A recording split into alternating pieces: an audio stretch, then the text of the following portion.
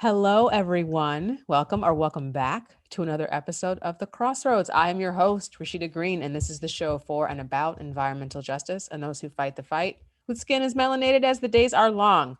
Knowledge is power, and we are breaking down stereotypes one episode at a time.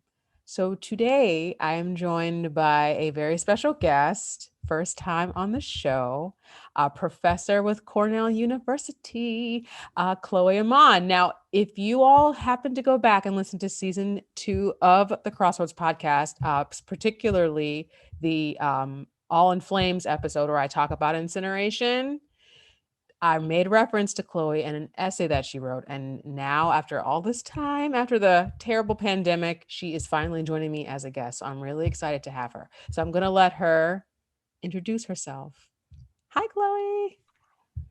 Hey, thanks for having me on the show. I am a total novice, so I hope that you'll lead me along as we go. So I am Chole Ahmann.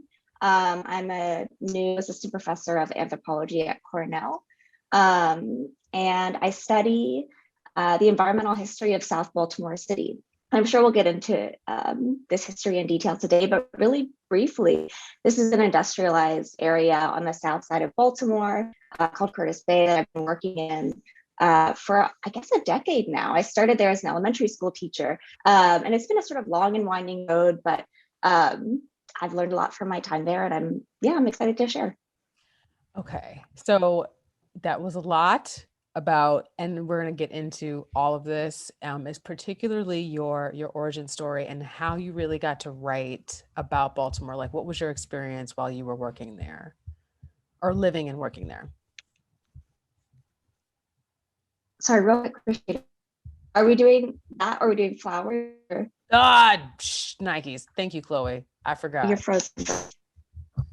Oh, can you hear me? Oh. Shit. Sorry, it keeps freezing for me.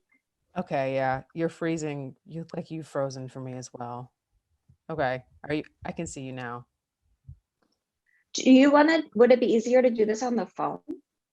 It might be better to stop the video. That usually helps, I find, if things are a little wonky. Okay. And you were right. We were supposed to be giving flowers. Should we start over? Yeah, I'll start. Yeah, I'll cue us up again. Okay. So before we get into your origin story and all the delightful questions that I have prepared, we have to give flowers. I sometimes just get so excited, I want to mow right past this part. But this is the part in the show where we pay homage to someone either personally that we know that has impacted us or someone that is no longer with us that we just want to honor.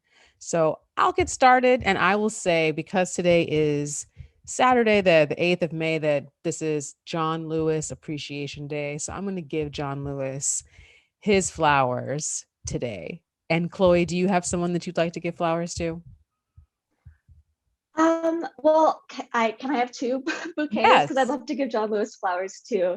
I had the privilege of meeting him when I was an educator in Baltimore.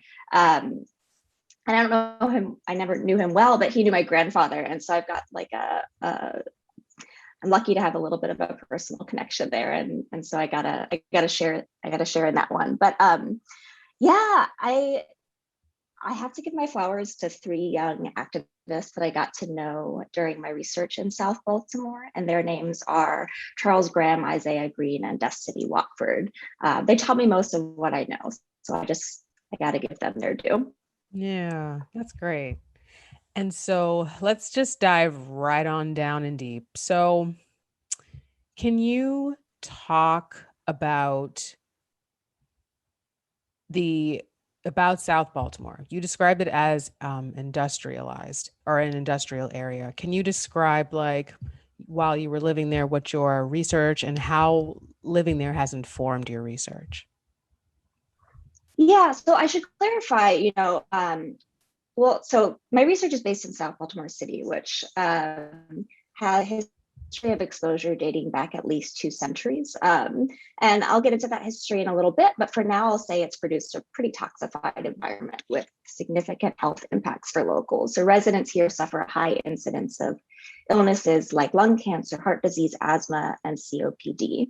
And in my research, I study the history of this region as well as the ways that it's embodied, experienced, and remembered in the present. But I didn't come to South Baltimore as a researcher, right? I came there as an elementary school teacher. And I should clarify, I didn't live there as an elementary school teacher. So I actually lived downtown in like on the periphery of Fells Point. I actually think that's a pretty important detail because I was really unaware of the environmental history of this area as an educator. So for several years before graduate school, I would drive down to Curtis Bay and I would teach 6 and 7-year-olds how to add, subtract, read, write, and develop all these skills that their parents hope help them escape the area. And during that time, I was really ignorant of the conditions that had made it a place that one might aspire to leave.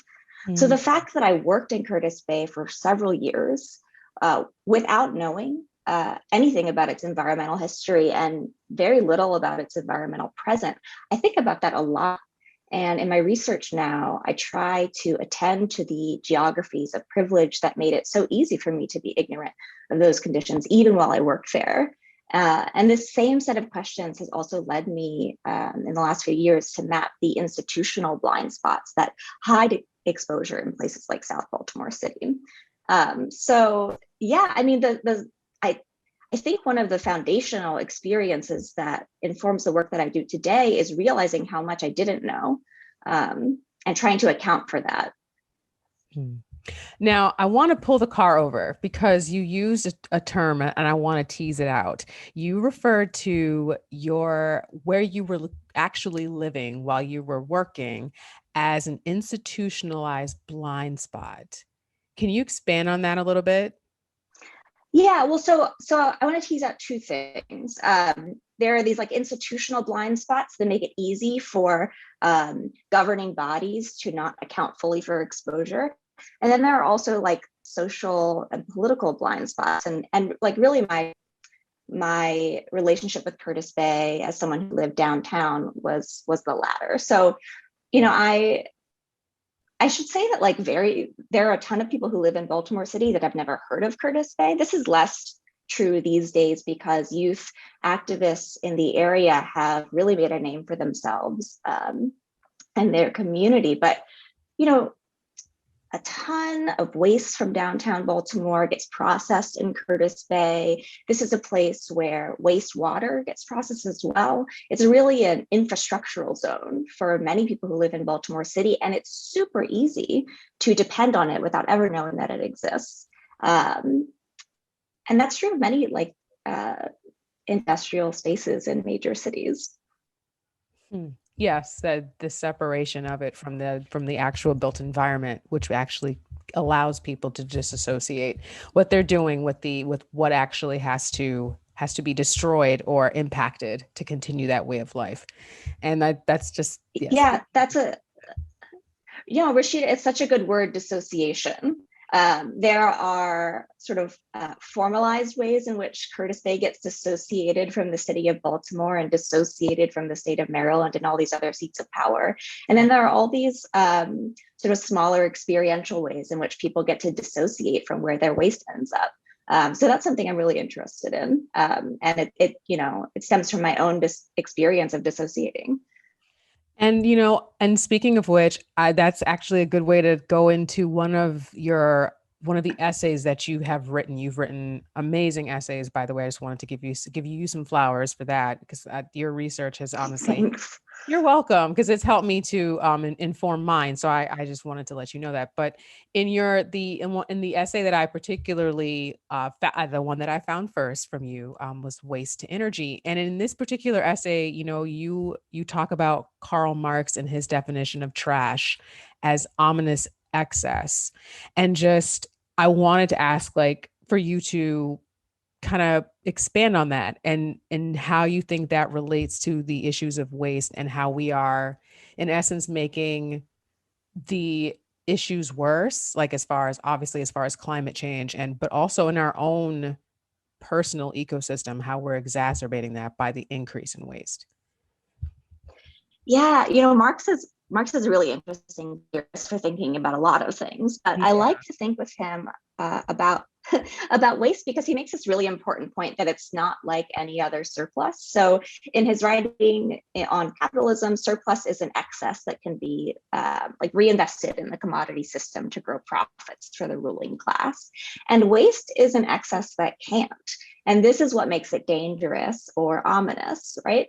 So to put this a little bit differently, waste is an ominous excess because it points toward the limitations of industrial capitalism, and it gives lie to this idea that growth is all upside. So the more waste that we produce that we can't reinvest, and the more waste that piles up in landfills, the more people come face to face with these limitations. And this is why it's so important to make them hard to find.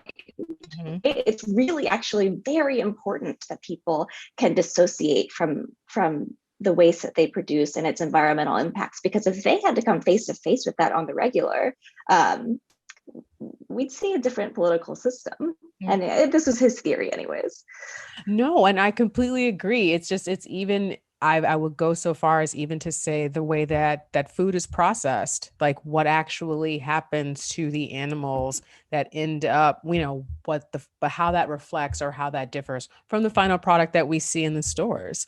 And if people got to see that or smell it, they probably would have a different sense or feeling about it, as opposed to just being able to very easily ignore it. And Yeah, so, it's sort of amazing how foundational this ability to dissociate is to many of our larger economic political systems. But the thing that working in Curtis Bay reminded me all the time is that dissociation is a privilege that not everyone enjoys. And so when I lived in Fells Point and my waste traveled to Curtis Bay, I got to forget about it. But there are people living there who had to bear that burden on my behalf. and I would really like to actually talk about that a little bit more, and I really want to talk about it a couple ways. So another interesting piece in your article or your essay was that you really discussed the possibility of a, because already there is a large, Curtis Bay is the site of what the largest medical incinerator in the US. Um, Yeah. so Mm-hmm. in addition to that, there was also talk of bringing another incinerator to this area. And in your article, you explained or provided the reader with the opportunity to get the sentiment from some of the residents there that this was actually a good idea, that this was something that would bring jobs, this myth of bringing jobs. And for context, this was, this was in 2016, 2017. Am I right? 2015, 2016 was when I did my most significant period of continuous research. So the months leading up to the 2016 presidential election Right. specifically. So so for context, just like a very interesting and a very interesting time in our recent history. And so I just wanted to, Yeah. yeah, that's how we'll describe it. Interesting. But from your experience, I mean, you had folks who were really interested in having this, to have this possible new incinerator brought to the area, but yet you made it a point to note that there are folks who would ultimately not be benefiting from this as well.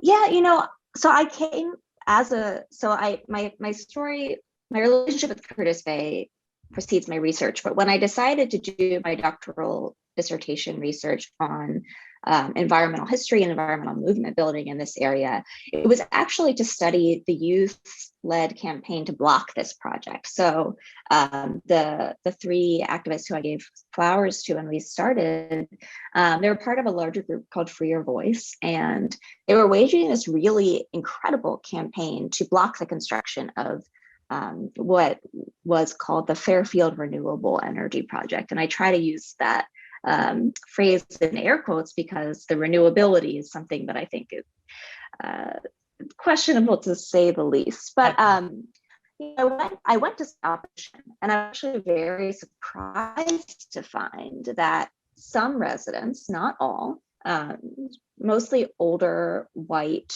residents who had lived there for a long time, actually were found this idea appealing. And, you know, there are many reasons why I think that they did. One was a sort of desire to revive a whitewashed version of the industrial past that they felt they've lost.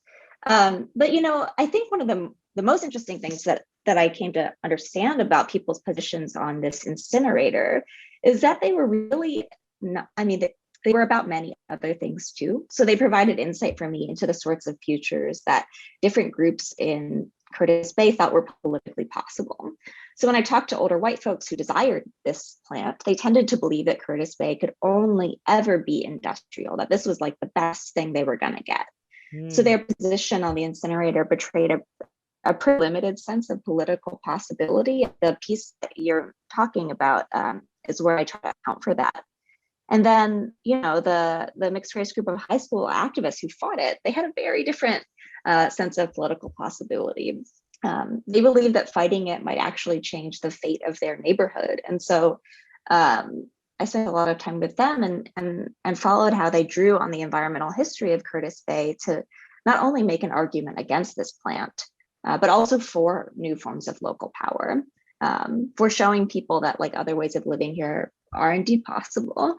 So yeah, I mean, that's a long-winded answer. I don't even remember the question, but it was no, I mean, anyone who's ever like gone to a neighborhood association meeting knows that no neighborhood is homogenous. And so like positions on the incinerator were diverse in this place, and they offered insight into a range of other politics.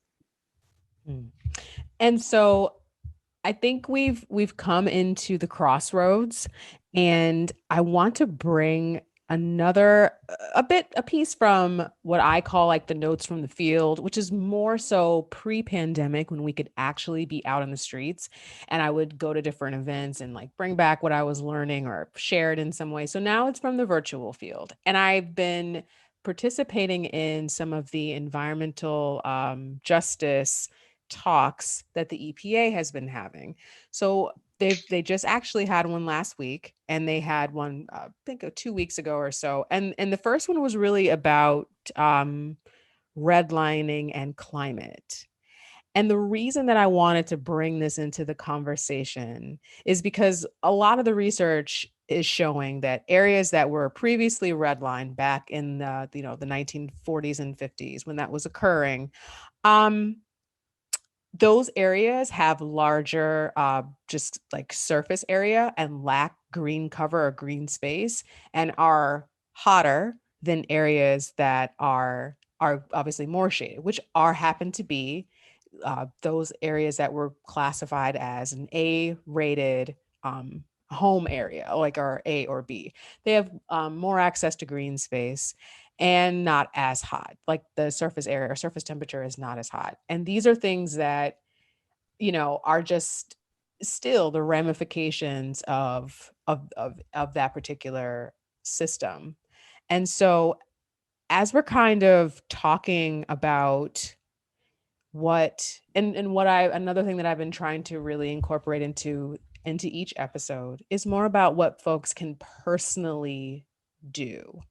And you mentioned activists, like some of the activists that are fighting against the or what I'm sorry, let me back the truck up. The Fairfield Renewable Energy Project. And so I just want to know from your perspective, like what are some thoughts based upon your research, based upon your experience that folks can do? What are some ways that people can get out and involved and active from your point of view? Yeah, so I have a couple of thoughts. So the first thing I want to say is, yeah, I've also encountered this a really rich body of research suggesting that formerly redlined areas, and I mean, they're not formally redlined anymore, but they continue to be spaces where there are systems of disinvestment. You know, like when I worked closely with these activists in Curtis Bay, we talked about redlining a lot, not only as the name for this this really racist lending policy that has since been outlawed, but for all of the ways that that resources get directed unevenly through the city, and those persist to this day. So yeah, we're still seeing the effects of that in many forms, and one of them is that those places are hotter. Those places are hotter, and that's true in Baltimore and all over the United States. There are also really troubling ties between like when you think about climate adaptation and places that have infrastructure, specifically housing infrastructure, that's like ready to stand up extreme weather events that climate change is likely to bring. You know, public housing is not built to in that. Anyways, we could talk about that forever. Forever, girl. It's really I think it's one of many very strong arguments to support the idea that redlining is not actually in the past, right? Redlining, it persists in new forms. It's not just our history, right? It's our present. But you asked how people can get involved. I have a couple of thoughts. First, I want to just say, you know, so youth activists with the support of a broad coalition were successful.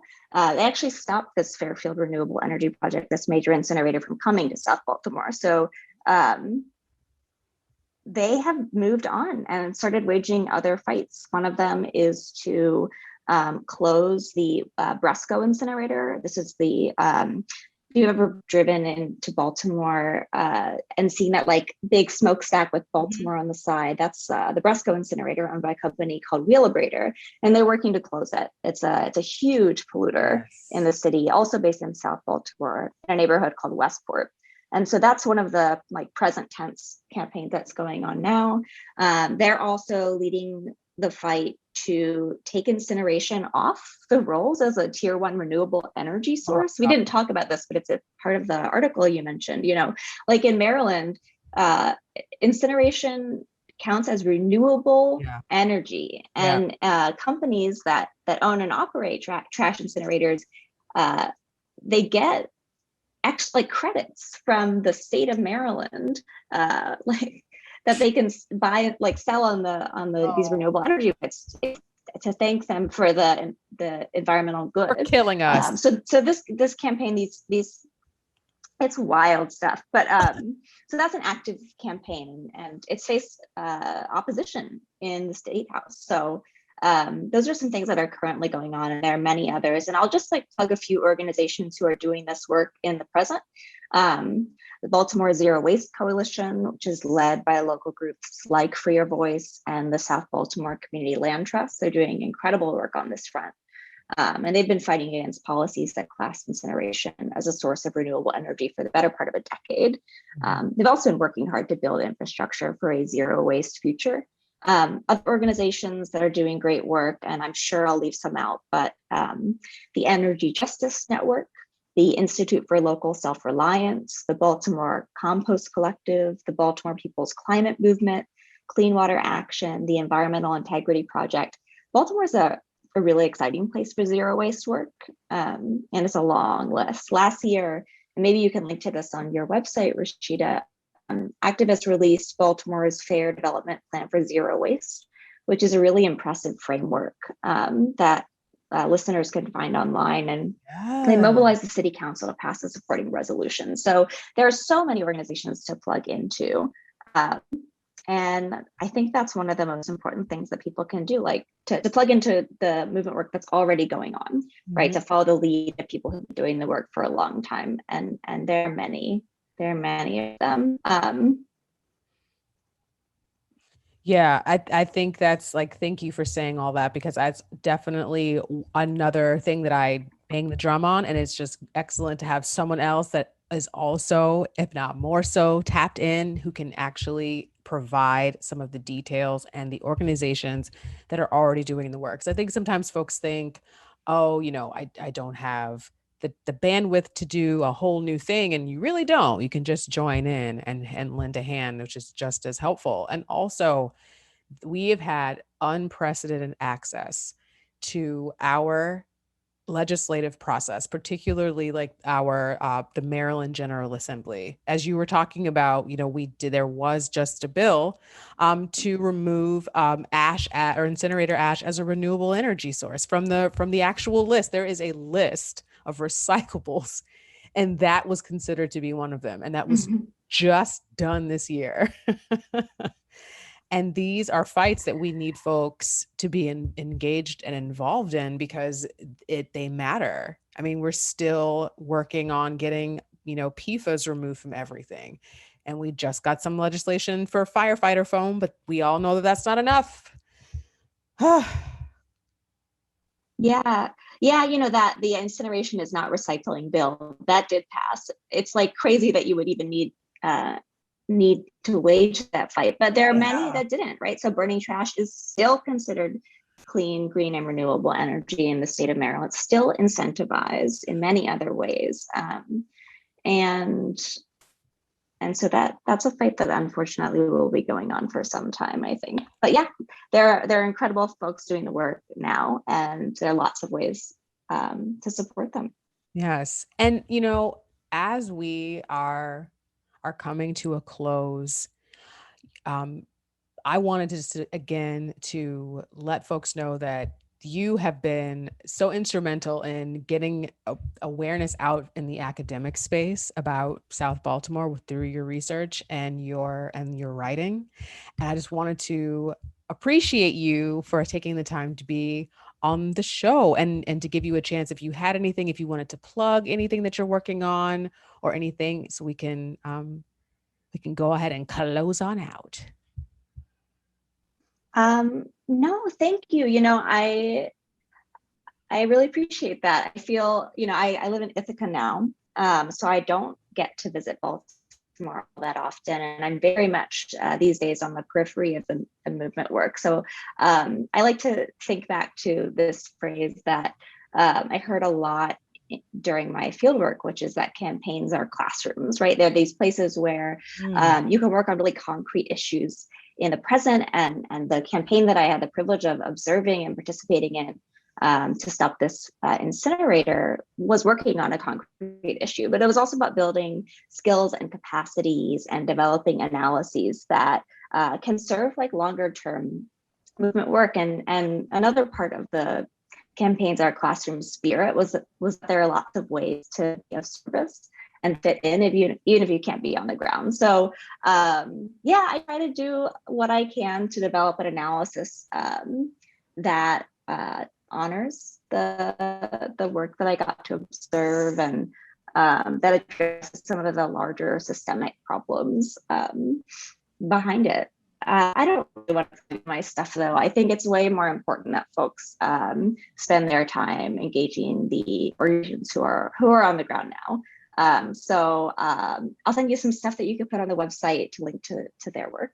But it's been Yes. great to talk to you, Rashida. I know. Thank you so much. I appreciate this. And thank you for joining me. And everyone, we will see you again at the crossroads.